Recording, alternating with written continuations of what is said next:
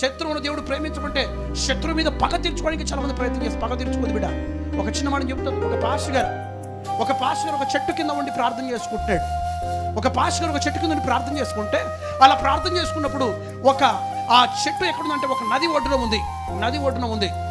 ఈ చెట్టు వేర్లు నది లోపలికి కొంత ముందుకు వెళ్ళిపోయాయి.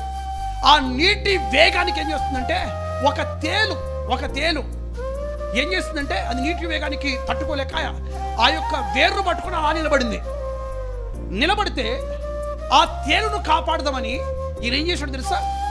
ఆ తేలును కాపాడదామని చిన్నగా నడుచుకుంటూ వెళ్ళిపోయి ఆ తేలిలా పట్టుకుంటే ఆ తేలు కుట్టింది, నొప్పి వచ్చింది. మరలా ఏం చేశాడు తెలుసా? మరలా కాపాడడానికి పట్టుకుంటే మరలా కుట్టింది. 4-5 సార్లు అలా కుట్టడం ప్రారంభించింది.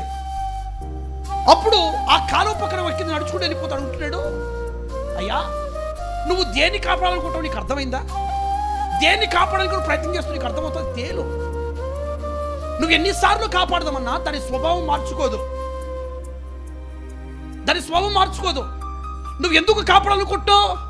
దాని స్వభావం మార్చుకోదు కనుక నువ్వు కాపాడుతుంది నీకే నష్టం చేస్తుందంటే అప్పుడు ఈయన అన్నాడు, సృష్టిలో చిన్న జీవే తన స్వభావం మార్చుకోకపోతే నా స్వభావాన్ని నేను ఎందుకు మార్చుకుంటాను? నా దేవుడు శత్రువు సైతం ప్రేమించమన్నాడు, అది కరుస్తుందని విడిచిపెట్టను, దాని స్వభావం ఏదైనా నేను చూపించే ప్రేమ నేను చూపిస్తాను అన్నాడు. ఎంత గొప్ప విషయం! అది కరవని, కుట్టని, నొప్పి కలగని నా దేవుడు శత్రువు ప్రేమించమని నొప్పి కలిగిన ప్రతిసారి కాపాడడానికి ప్రయత్నం చేస్తున్నాను. ఆ చిన్న జీవే అది దాని స్వభావం మార్చుకోకపోతే దేవుడు తన చేతులతో స్వహస్తాలతో తయారు చేశాడు. నా స్వభావం ఎందుకు మార్చుకోవాలి? నా స్వభావంతో ఏం చేస్తాను తెలుసా? ప్రేమతో సాధిస్తాను.